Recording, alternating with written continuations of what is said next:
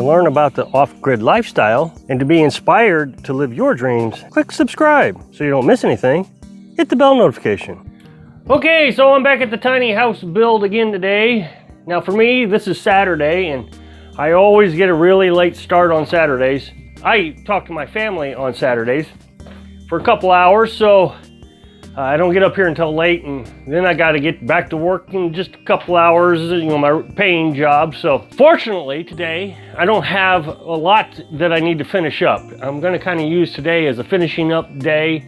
I'm going to finish up the installation and just these few little spots here.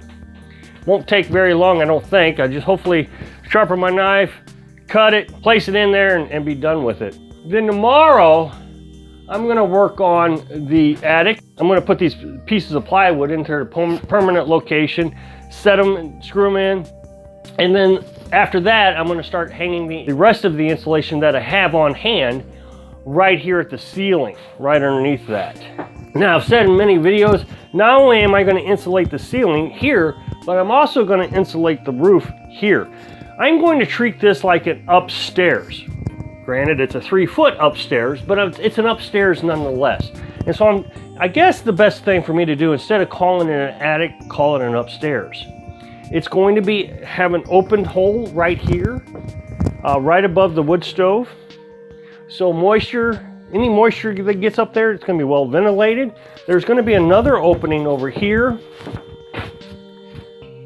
And the thinking behind this is I can have like a swinging door. This is just, preliminary thoughts, but I can have a swinging door at these two spots. And if on a really cold day I want to close off the attic, I can close it off. And that way I'm still not using a lot of wood for my wood heater. I don't have to crank it up. And we can stay nice and cozy. The idea is this is going to be like an independent room. It'd be like an apartment in my mind. We lived in a 3-story apartment years ago, and it was really nice. We were on the top floor, and the apartment below us kind of did all the heating for us because they turn on their heater and the heat rises and go up through the ceiling. Well, that's kind of the thinking here. In the wintertime, this should only be maybe 10 degrees cooler than what it is down here. Now, in the summertime, we'll open it up and we'll have ventilation through there, and we'll see how that goes. I still may put some windows on the gables from the camper. I got 2 windows on the camper. I may stick them in there, just cut a hole. That won't be very hard to do. And they're small enough that they'll work. That way, if I need to open it up and ventilate it throughout the summer, those windows will provide ventilation. Now, a lot of people complain that I didn't put ventilation in my soffits out here, outside, on the overhangs. And I went back and forth on it. I figured, well, if I need to put ventilation in it, that's not hard to do. I just cut some holes, put a piece of screen on it, and be done with it. So I went over to the neighbor's house today to take a look at his soffits, see if he had ventilation on his soffits, get an idea what I could do if I needed to do it. And guess what? There's no ventilation on the soffits. I walked all the way around this building and nothing. So I figured, well, it's basically the same thing I'm doing. He's got an attic, he's got windows in the attic, and no ventilation in the soffit. So it's basically identical. So I'll keep an eye on it. I'm not that worried about it. Again, everything that I'm doing, it's not like I'm just going to build it and forget it. I'm going to constantly be working on this thing. Now, crown plates. This is just an amazing thing to me. Gotta have crown plates. You're going to fall down. It's going to fall down. Well, I seriously doubt it. It's just not that big of a building. But okay. I said that if I ever saw that I needed crown plates, now crown plate is just another board on top of this board. It's a waste of material for a 12-foot building, in my opinion. Now, crown plate is supposed to do 2 things. It's supposed to help it give it more strength, so the building doesn't sag down. Well, I just can't see it sagging down with all these studs sitting right here, but okay. And then the other thing is it's supposed to keep it from wobbling. There's no wobble on this thing either. But let's just assume that in 10 years I find out, oh my goodness, I should have put a crown plate there. All you got to do is think about that old TV show, This Old House. They did all kinds of creative things. My grandpa bought an old house and he remodeled it. He was a carpenter. And so what he did was he trimmed all the ceilings in huge 4x4s, right? And so that's what I will do, is if I start having problems and I start to see a sag or I see a problem, I can simply just jack the house back up, no big deal, and I can run a 4x4 there. A rough cut 4x4, you know, paint it like an antique color, stain it. It would be beautiful. Now remember, we're gonna put pallet boards on the walls and we're gonna stain those. So it will just be quite the accent decoration as well as the structural strength. But I just don't see that we're gonna need it. But in the end, I think we're all missing the point. We're missing the point about what this channel is about. We're saying, okay, Rob is in construction now and he's building a house. It's gotta be a good house. It's gonna have to be a sturdy house. No, we're building a tiny house on a trailer frame, 12 feet by 16 feet. It's just not that big. It's gonna cost less than $5,000. We're gonna have a 16-foot back porch. That's it. That's the extent of this place. Most of the materials that we bought for this have been used or secondhand. All the windows were used in secondhand. Secondhand stove was used twice. Even if the thing collapses in 10 years, well, I guess I'll just spend another $5,000 and build something better the next time. You know, I'm learning as I go along. I don't need to make sure that I get it perfect the first time. Besides that, this year has been a real struggle to buy materials. Materials are through the roof. Lost all my contracts for a long time, so I didn't have any revenue coming in, yet I kept building.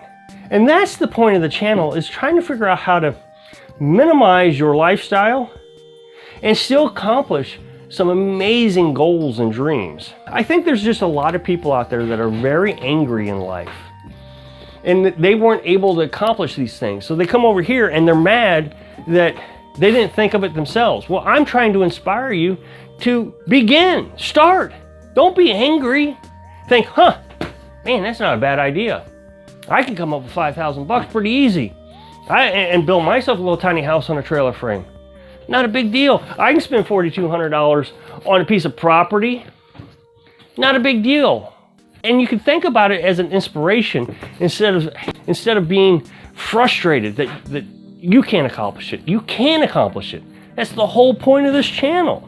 I can't stress enough how important it is to wear your mask and long sleeves. You can see the dust right now flying around. That's because I picked up a piece of insulation. That stuff gets down in your throat and man, it just makes you cough and hack and cough and hack.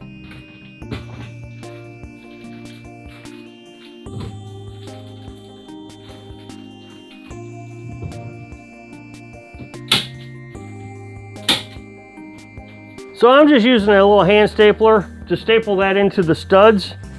Each piece of insulation comes with the little tabs on the edge of it that you can staple right onto the stud.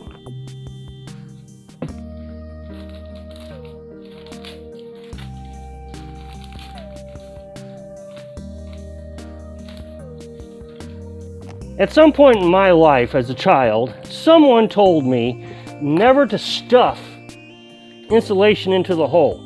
You want to keep it nice and fluffy. Like, I don't remember who told me, but it was somebody important, and it was when I was helping them do insulation. It's very easy to just take a little piece and pack it in there, but apparently when you squeeze that in there, it doesn't do its job as well.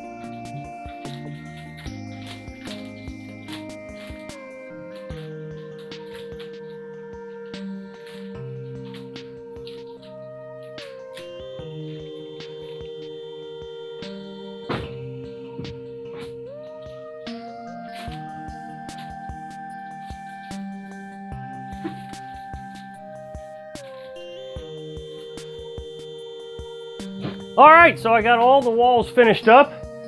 Tomorrow then, I can start up on the ceiling and really start getting this thing to where I can get it warm.